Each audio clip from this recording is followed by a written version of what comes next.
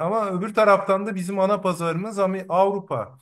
Şimdi Avrupa'da bugüne kadar o bahsettiğimiz 26 milyon tonluk ithalatın %10'una yakınını satıyordu. Şimdi Avrupa herkesle eşitlenince bu sefer Avrupa satmakta zorlanıp kendi iç piyasasına döner mi? Biz bir anda elimizdekinden de olur muyuz diye bir fikir jimnastiği yapıyoruz hep.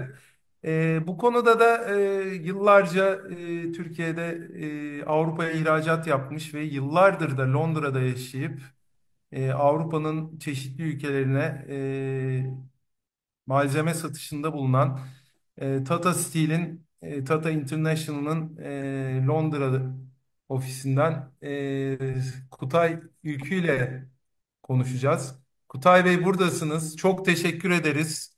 Biliyoruz yoğunluğunuzu. Bugün İngiltere'de Tata'nın önemli bir toplantısı var. Evet, Toplantıdan evet. 10 dakikalığına çıktı bizim için. Bizimle fikirlerini paylaşıp tekrar toplantıya dönecek. Evet Kutay Bey, ne bekliyorsunuz? Avrupa bu vergi konularına nasıl yaklaşıyor? Ondan bağımsız olarak önümüzdeki dönem Avrupa'da neler bekliyorsunuz? Daha kotalar açıklanmadı diye biliyorum önümüzdeki dönemin. Bugün Doğru. yarın o da Doğru. açıklanacak. Bu hafta Neler bekliyoruz. bekliyorsunuz? Geçen Genel. cuma bekliyorduk. Evet. Öncelikle teşekkürler. Böyle beni çakma konuşmacı olarak aldığınız için. Çünkü inanın bugün zor bir gün benim için. Biz de bu konuları konuşuyoruz. Ben çok uzatmadan hemen tam nokta atışları yapıp ayrılacağım dediğiniz gibi. Birincisi maalesef tabii Türkiye ile neredeyse her gün konuşuyorum. Yani İngilizce konuştuğum kadar Türkçe konuşuyorum gün içinde iş için. Ve herkeste şöyle bir yanlış beklenti var. Yani bu İngilizlerin wishful thinking dediği biz de Amerika'ya satacağız. Şey giderken neydi? Pirince giderken Avrupa'daki bulgurdan olmayın. Şöyle ki eşitlendiği zaman her yer, yani eşitlendiğini düşündüğümüz zaman Amerika birdenbire açılmayacak. Benden sonra da Murat'ı gördüm. Çok selamlarımı iletin. Murat da bu konuda biraz daha detaylı bilgi verecektir ya da dinleyemediğim arkadaşlar Tayfun Bey özellikle verdiyse vermiştir bu detayı. Burada Amerika değil, önce biz cebimizdeki ya da elimizdeki olduğunu düşündüğümüz Avrupa'ya bakmalıyız. Avrupa'da her ne kadar Amerika'ya toplam satışlarının bedel yani değer olarak tonaja göre çok yüksek olması, yani katma değerli malzeme satılması, işte özel çelikler, teneke kaplı teneke yassı olarak düşündüğümüzde bunlar toplamın içinde %25'ine denk geliyor Amerika'nın alımının. Ama bu önemli değil bence. Kimse Avrupa'dan ne kadar alıyor bakmıyor. Burada psikolojik bir şey var. Nasıl Trump gelip 2017-18'de ortalığı karıştırdıysa onun yaptığı 232, bu şimdi her şeye tarif koyuyor. Yani daha öncekiler 232 altında national security anlamında o zaman işte kongre vesaire onun da gücünde değildi. Tamamen bizdeki KHK'nın muadili bir şeyle yaptı. Şimdi tarif koyuyor bizim anladığımız yani her şeye. Ve bunu da yasal ulaştırabilir. Daha henüz etkiyi bence şimdi de göreceğiz. Ne olmuştu hatırlayın. Trump o tarifleri 232'yi getirdi diye tarifleri değil. E, Avrupa'da kendini hemen korumaya almıştı kotalarla ve şu anda hala onun sıkıntısını çekiyoruz. Şimdi Avrupa %25 bedel olarak e, Amerikan ithalatına pay sahibi olsa da bu önemli değil. 5 de olsa 10 da olsa bu psikolojik olarak Avrupa'yı daha da korumacı hale getirecek. Ve Avrupa e, koruma önlemlerini arttırmak için istediği, aradığı şeyi kucağına servis edilmiş buldu.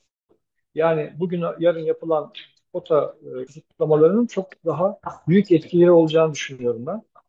Türkiye her ne kadar sıcak sadece biraz avantajı varsa öbür ürünlerde, yassı ve uzunlarda bence yine fazla avantajı olmayacak. En çok sattığımız yassı ürünlerde, ağırlıklı sıcakta zaten bu kısıtlamayı eklerlerse daha belli değil. Eklenmemesini bekliyorum. Umarız olmaz. O zaman durumumuz daha kötü olacak. Ama en büyük etkiyi bence Avrupa'daki talepten dolayı yaşayacağız. Çünkü talep gittikçe azalıyor. Aralıktan yani tatil öncesinden şu Şubat başına kadar güzel bir artış görmüştük. Ama son 2 haftadır tarifler açıklandığından veya tarif haberlerini verdiğinden beri Trump'ın bıçak gibi kesildi. Talep azalıyor. Avrupa'da kendini daha çok korumaya alıyor. Yani bu tariflerden koruma önlemlerinden hiç kimse fayda sağlamaz. En büyük zararında zaten son kullanıcılar geliyor. Hem Amerikalı hem Avrupalı son kullanıcılar ve üreticiler. Yani sizin çelik maliyetiniz nihai ürettiğiniz ürün içindeki payına göre bir hasar görürsünüz ve işsizlik artar. Yani insanlar çelik alıp bir şeyler üreteceğine direkt ürünü alıyor. O daha ucuza geliyor. Maliyeti daha düşük oluyor. O zaman üreticiler kan kaybetmeye başlayacak.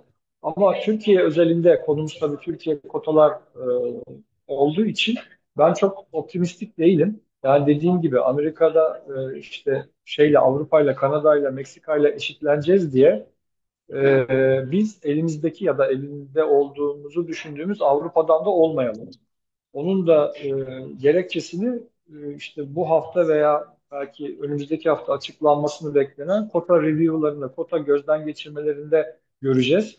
E, Yani burada bir rakam veya bir şey telaffuz etmek istemiyorum ama toplam kotalarda bu sefer bir cap konacağı yani bir sınırlama konacağı konuşuluyor. Daha önce Others'da %15 gelmişti biliyorsunuz özellikle sıcağı. Diğerlerine de geleceği 5 düşünülüyor ve 5 üstüne toplam alırız. kotalara evet toplam kotalara yani toplam yıllık kotaları bir cap konacak.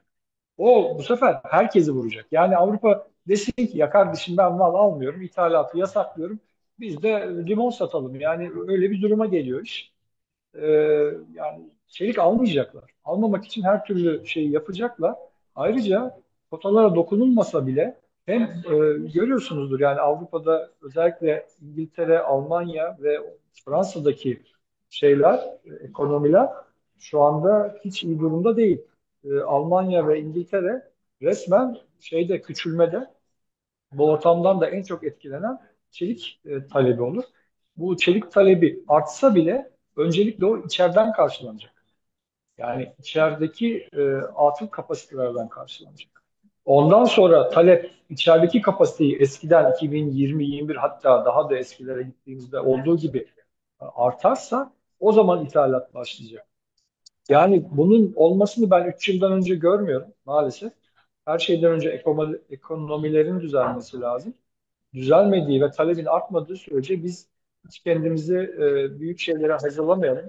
Üreticiler olarak böyle büyük büyük yok yatırımlarımızı hızlandıralım. Daha çok mal alalım. Şimdi fiyatlar düşük alalım. Ben hayatımda hiçbir zaman şunu demedim. Aa çok düşük daha da düşmez veya çok çıktı daha da çıkmaz. Çok düşük dediğimizde daha da düştüğünü gördük. Çok çıktı dediğimizde daha da çıktığını gördük. O yüzden bu artık maliyetle değil, yani çelikçilerin maliyetiyle değil, piyasaların belirlediği bir şey. Çin'in artık oyun bozan olmaya başladığı son 10-15 yıldan beri. O yüzden ben herkes bana pesimistsin diye kızar ama ben maalesef bunu görüyorum. Gördüğümü de söylemekle kendimi mükellef görüyorum.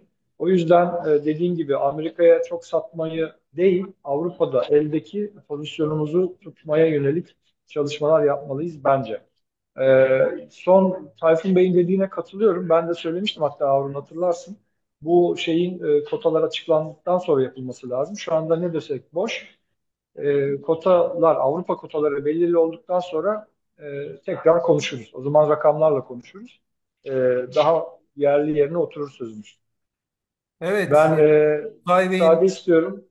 Çok acil tabii ki de müsaade şimdi sizin. Yani kısaca söylemek diyorsunuz istediğim bir ki şey yoksa. kendini korumaya almaya çalışan Avrupa'nın ekmeğine yağ sürüyor böyle şeyler. Daha da bir Kesinlikle.